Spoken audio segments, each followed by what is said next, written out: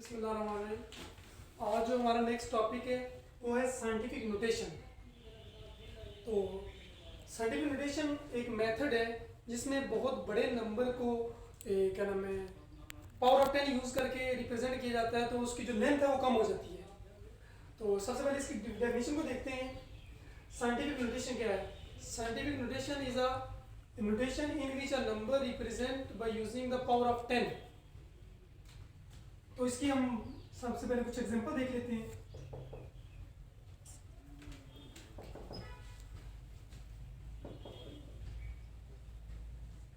ये लिखा हुआ मैंने 1000। अगर इसको साइंटिफिक नोटेशन में कन्वर्ट करना है तो सबसे पहली बात, कुछ एक दो चीज़ें और भी हैं, इससे पहले वो मैं डिस्कस कर लेता हूँ कि जिस तरह के ये लिखा है मैंने 1, तो ये लिखा है मैंने -1, तो ये 1 पॉजिटिव है, अगरचे यहाँ इसके साथ पॉजिटिव नहीं लिखा हुआ।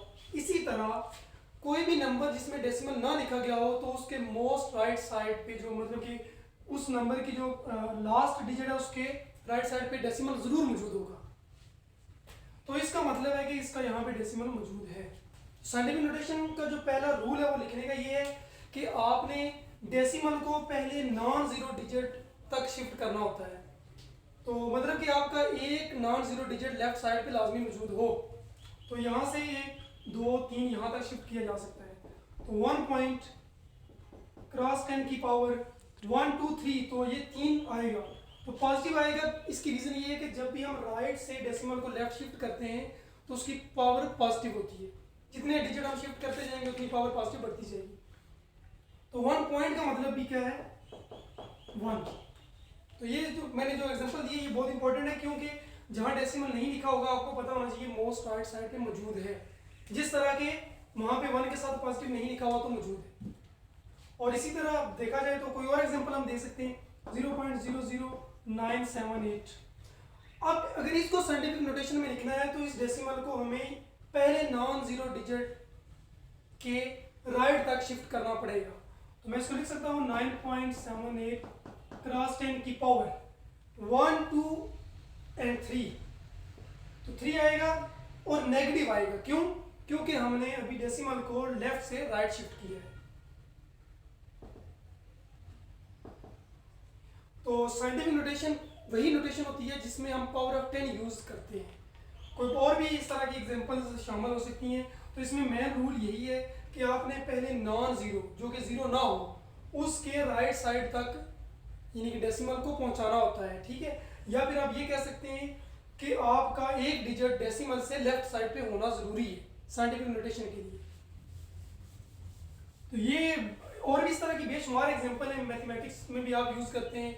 और इसका साइंस में सबसे इंपॉर्टेंट यूज ये है कि बहुत बड़ी टर्म हमारे पास कभी कभी आ जाती हैं तो उनको बिल्कुल यानी कि स्मॉल टर्म में कन्वर्ट किया जा सकता है। जिस तरह के मैंने वो लिखा था, तो अब अगर इसको और बढ़ा दूं, अगर इसको भी साइंटिफिक नोटेशन में लिखना तो ये बहुत कम हो जाएगा 1 क्रॉस 10 की पावर। तो डेसिमल हमें पता है कि मोस्ट राइट साइड पे मौजूद है 1 2 3 4 5 6 एंड 7, तो पॉजिटिव पावर 7 हम लिख सकते हैं। तो ये कितनी आसानी हो गई है कि इतनी बड़ी टर्म लिखने के बजाय हमने इतनी छोटी सी टर्म लिख ली है। ये दोनों सेम है। साइंटिफिक नोटेशन का जो बेनिफिट है वो यही है कि आपको बहुत बड़ी टर्म जो हमने लिखनी होती है उनको बहुत छोटी टर्म में कन्वर्ट किया जा सकता है। तो ये था हमारा जो टॉपिक था साइंटिफिक नोटेशन। अब इसी के साथ जो हमारा टॉपिक है वो है conventions of the indicating units.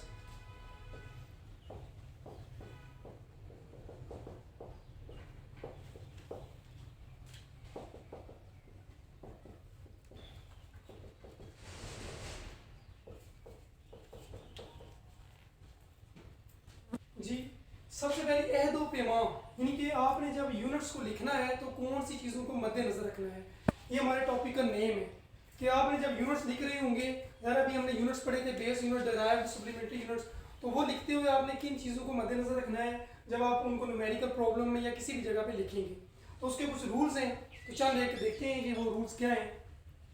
सबसे पहला जो रूल है वो ये है कि जब भी आप यूनिट का पूरा नेम लिखेंगे, मसलन कोई भी यूनिट हम ले सकते हैं, लेंथ बिल्कुल ले लेते हैं या न्यूटन ले लेते हैं। तो न्यूटन फोर्स का यूनिट है और इसको कभी भी हम पहला उसका वर्ड कैपिटल नहीं लिखेंगे जब हम पूरा यूनिट लिख रहे होंगे। ये वाली नोटेशन हम, ये वाला जो वर्ड है ये पूरा इस तरह कभी नहीं लिखेंगे, बल्कि पहला वर्ड भी इसका स्मॉल लिखेंगे। ये बात क्लियर हो गई है कि जब भी आपने यूनिट का पूरा नेम लिखना है तो आपने पहला वर्ड कैपिटल नहीं लिखना बल्कि स्मॉल लिखना है।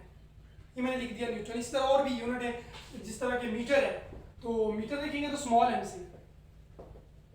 स्टार्ट वाला वर्ड भी जो हमारा है वो स्मॉल लिखेंगे, बड़ा नहीं लिखेंगे, यानी कि कैपिटल नहीं यूज करेंगे। ये था इसका पहला रूल। जब भी आप थ्योरी लिख रहे हो या यूनिट न्यूमेरिकल में लिख रहे हो तो अगर पूरा आपने वर्ड लिखना है उसका तो पहला वर्ड भी स्मॉल होगा, पूरे यूनिट का जो नेम आप लिखेंगे, ठीक है। ये था पहला रूल। अब सेकंड जो रूल है वो ये है कि अगर आप सिर्फ नोटेशन लिखते हैं, अभी मैंने न्यूटन लिखा था ना, तो अगर न्यूमेरिकल में हम सिर्फ उसकी नोटेशन लिखते हैं, सिंबल लिखते हैं, तो वो आप कैपिटल लिखेंगे पहला वर्ड उसका, न्यूटन का स्मॉल एन। ये न्यूटन यूनिट था फोर्स का, तो इसको सिर्फ कैपिटल एन ही लिखेंगे जब आप उसकी सिंबल लिख रहे होंगे, यानी कि नोटेशन लिख रहे होंगे, ठीक है। तो ये दूसरा रूल हमारा जो था वो ये वाला था।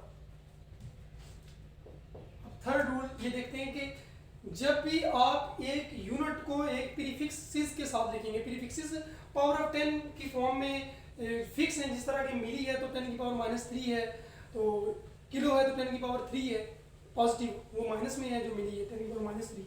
तो वो अगर उस तरह से अगर आप कन्वर्जन कर रहे हैं तो एक आपके पास बेस यूनिट आ गया है और एक आपके पास कोई भी क्या नाम है प्रीफिक्सेस आ गया, तो आप उसको विदाउट स्पेस लिखेंगे।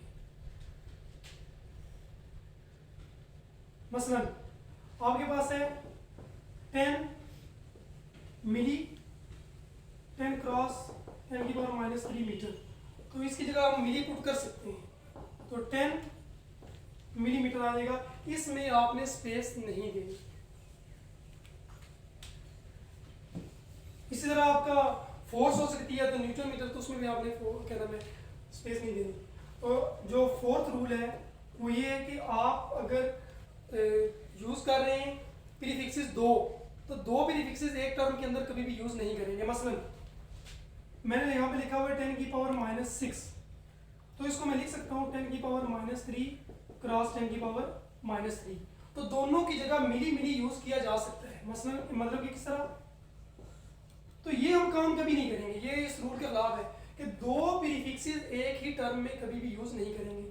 और इस तरह भी हो सकता है 10 की पावर -12 है तो -6 लिख दूं और इसकी जगह फिर माइक्रो और फिर माइक्रो, तो दो प्रीफिक्सेस वन टाइम नहीं आएंगे, तो इसको एक ही बार पिको लिखूंगा 10 की पावर जो कि -12 के बराबर होता है। तो मतलब क्या हुआ कि किसी भी टर्म के अंदर लिखते हुए आपने दो प्रीफिक्सेस को कंबाइन नहीं लिखना, बल्कि उनको एक प्रीफिक्स में कन्वर्ट करके लिखना।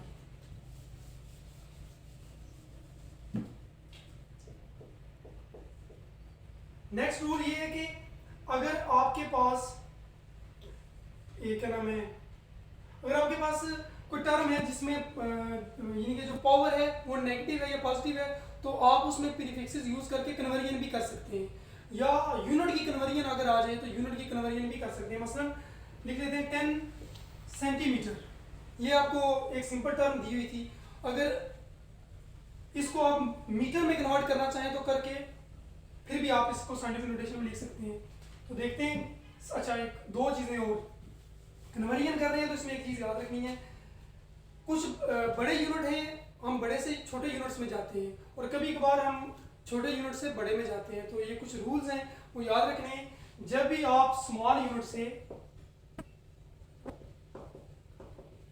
बिग यूनिट की तरफ जाएंगे या लार्ज यूनिट जो बड़े यूनिट की तरफ जाएंगे, तो एक बात याद रखनी है कि आपने हमेशा वहां पे डिवाइड ही करना है। पता ही होना ये चाहिए कि आप छोटे से बड़े में जा रहे हैं तो मल्टीप्लाई करें, लेकिन नहीं, यूनिट्स की कन्वर्जन के अंदर ये प्रोसेस उलट है। और डिवाइड आपने किस चीज से करना है, जो उसकी बेसिक इकाई है या जो उसका बेस जो उसको हमने बनाया हुआ है। जिस तरह के हम मैथ्स को देखें तो उसमें हमने 1000 रखा हुआ है, यानी कि 1000 है, यानी कि 1 किलोग्राम इज इक्वल टू 1000 ग्राम, यानी कि 1000 ग्राम। तो ये याद रखनी है। और जब भी हम बिग यूनिट से स्मॉल की तरफ आएंगे तो हमने क्या करना है, इसका उलट कर देना है। स्मॉल से बिग में जाते हुए हमने क्या किया, डिवाइड, तो बिग से स्मॉल में आते हुए हम क्या करेंगे, मल्टीप्लाई। मैंने ये नोटेशन भी लिख दी है। तो जब भी हम बिग से स्मॉल की तरफ आएंगे तो क्या करेंगे, मल्टीप्लाई करेंगे। अब हम इसकी तो एक दो एग्जांपल ले लेते हैं, उसके बाद आगे चलते हैं। मसलन ये मैंने लिखा हुआ है 1.879 सेंटीमीटर। सेंटीमीटर को अगर मैं मीटर में कन्वर्ट करना चाह रहा हूँ तो मतलब कि मैं छोटे यूनिट से बड़े में जाना चाह रहा हूँ। तो स्मॉल से बड़े में जाने के लिए मुझे डिवाइड करना पड़ेगा, और जितनी भी लेंथ है हमारी उनको हम 10 की पावर 2 यानी कि 100 से कन्वर्जन करते हैं, ठीक है। तो सेंटी से हम अब मैंने कितना जाना है, मीटर में। तो सेंटीमीटर हमें पता है कि छोटा यूनिट है और मीटर बड़ा यूनिट है। हम अब छोटे से बड़े की तरफ जा रहे हैं। जब हम छोटे से बड़े की तरफ जाएंगे तो हम क्या करेंगे, डिवाइड करेंगे। तो इसको फिर 1.789 डिवाइडेड बाई 100। तो अब यूनिट मीटर नहीं लिखूंगा बल्कि सेंटीमीटर नहीं लिखूंगा, मीटर लिख लूंगा। जो कन्वर्जन मैंने वो जो इसकी टर्म थी वो डिवाइड कर ली। तो इसको सॉल्व करने का जो मेथड है, कैलकुलेटर से भी कर सकते हैं, आसान है, तो वैसे इसको ऊपर शिफ्ट भी कर सकते हैं। 1.789 क्रॉस 10 की पावर, चूंकि 100 है तो 10 की पावर 2 लिखा जा सकता है, तो ऊपर जाके ये -2 हो जाएगा और साथ क्या आ जाएगा, मीटर। ये यहाँ तक क्लियर हो गया। अब यहाँ से आगे भी अगर सॉल्व करना चाहें तो आप कर सकते हैं, -2 को ख़त्म करना चाहें तो कर सकते हैं। तो उसके लिए आपको पता है कि डेसिमल को आपने और फिर आपने लेफ्ट की जो की तरफ आपने शिफ्ट करना है और 2 टर्म करना है। तो ये आपका आ जाएगा 0.01789 मीटर। ये मैंने डायरेक्ट लिख दिया है। इसका प्रोसेस जो है वो इस तरह से है कि आपने जब डेसिमल को यहाँ से यहाँ शिफ्ट किया और फिर आगे एक शिफ्ट किया तो आपके पास 10 की पावर 2 पॉजिटिव आ गई थी। तो असल चीज़ इधर इस तरह से हुई थी, 1.789 क्रॉस 10 की पावर 2 हमारे पास जो हमने शिफ्ट किया था वो पॉजिटिव आई थी, और जो हमारे पास जो पहले मौजूद है वो -2 मौजूद थी। तो इसको आपने कर लिया 1.789। तो आपको पता है कि जब हमारे पास बेस एक जैसी हो तो उसकी पावर ऐड हो जाती हैं। ये क्या आ जाता है, 10 की पावर क्या आ जाएगा, +2 और -2 और 7 मीटर आएगा। ये आपस में पावर ही कैंसिल होती हैं, और ये आपके पास आ जाता है 1.789 क्रॉस 10 की पावर 0 मीटर। हमेशा याद रखें कि जिसकी पावर भी 0 जब भी आएगी उसकी वैल्यू 1 होगी। कैलकुलेटर आपके पास है, किसी चीज़ की भी आप किसी भी नंबर की आप पावर 0 लें तो हमेशा क्या आती है, 1 आती है। तो इट मीन्स कि यहाँ पे क्या आ जाएगा, 1.789 क्रॉस, तो आएगा नहीं, यहाँ पे सिर्फ मीटर आ जाएगा जो मैंने डायरेक्ट लिख लिया था। तो कन्वर्जन जो मैंने की थी वो लिखी नहीं है, 0.01।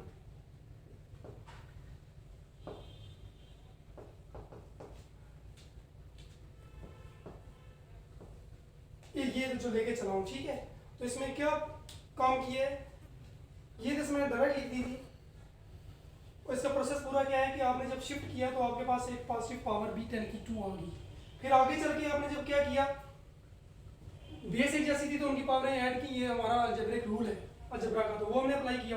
पावर 0 होगी तो 0 किसके बराबर होती है, 1 की। तो ये वाली हमारे पास लास्ट में जो आएगी। तो जब भी आप कन्वर्जन करेंगे तो 2-3 बातों को मद्देनजर रखेंगे। क्या कि एक तो ये यूनिट में कन्वर्जन करते वक्त याद रखना है कि हमें कब मल्टीप्लाई करना है और कब डिवाइड करना है, और दूसरी बात कि डिवाइड किन चीज़ों से करना है या मल्टीप्लाई किन चीज़ों से करना है। डेसिमल को राइट से जब भी लेफ्ट शिफ्ट करेंगे तो पावर पॉजिटिव आएगी 10 की, और जब भी आप लेफ्ट से राइट की तरफ बढ़ेंगे तो पावर क्या आएगी, नेगेटिव आएगी। अब इसमें कुछ और चीज़ भी है, कुछ और चीज़ें भी हैं जो आपने याद रखनी है कि आप एक मेजरमेंट कर रहे हैं तो 2 डिफरेंट अगर आप इंस्ट्रूमेंट यूज़ कर रहे हैं तो जो उनके बेसिक यूनिट्स हैं वही इस्तेमाल करेंगे, लेकिन लास्ट फाइनल रिजल्ट कैलकुलेट करते हुए आपने यूनिट को फिर आपने अपनी आसानी के लिए सेम यूनिट में कन्वर्ट करना है। मसलन माइक्रोमीटर स्क्रू गेज है अगर आपके पास, तो ज़ाहिर है उसकी आपने लेंथ मिलीमीटर में ही लेनी है जब आप ले रहे हैं। और भी इस तरह से कुछ और अगर आपके पास इंस्ट्रूमेंट है, टेम्परेचर के लिए अगर आप यूज़ कर रहे हैं कैलोरीमीटर, तो उसका यूनिट जो है वो तो ज़ाहिर है केल्विन यूज़ करेंगे, लेकिन उसमें लिक्विड जो पड़ा होता है वो आपका ग्राम में होगा, ना कि किलोग्राम में, हमेशा ग्राम के अंदर होगा। तो लेकिन जब आप फाइनल रिजल्ट कैलकुलेट करेंगे तो आप यूनिट्स को सेम में कन्वर्ट कर लेंगे। मसलन कि अगर आप कैलकुलेशन कर रहे हैं तो या तो सारे यूनिट आपके एसआई के अंदर होने चाहिए या दूसरे जो बिग यूनिट है उनके अंदर होने चाहिए। मसलन मैं आपको बात इंपॉर्टेंट बताना चाहता हूँ कि ऐसे यूनिट हमारे पास जो है वो 7 थे। मैथ्स का हमने क्या पढ़ा था, किलोग्राम। तो टाइम अगर इसके साथ कभी हमारे पास कैलकुलेट करने के लिए आ जाए तो कभी भी हम घंटों के अंदर नहीं लेंगे बल्कि सेकंड्स के अंदर लेंगे। किसके अंदर लेंगे? क्योंकि सेकंड के अंदर क्यों लेंगे? क्योंकि हमें पता है कि जो हमारा टाइम है वो इंटरनेशनल सिस्टम का जो बेस यूनिट है उसमें सेकंड है उसका यूनिट, ठीक है। और मैथ्स का अगर किलोग्राम है तो दूसरे को कन्वर्ट कर लेंगे, ठीक है। और अगर ये ग्राम के अंदर है तो उसको किलोग्राम में कन्वर्ट कर लेंगे पहले, फिर जाके हम उसको मल्टीप्लाई करेंगे।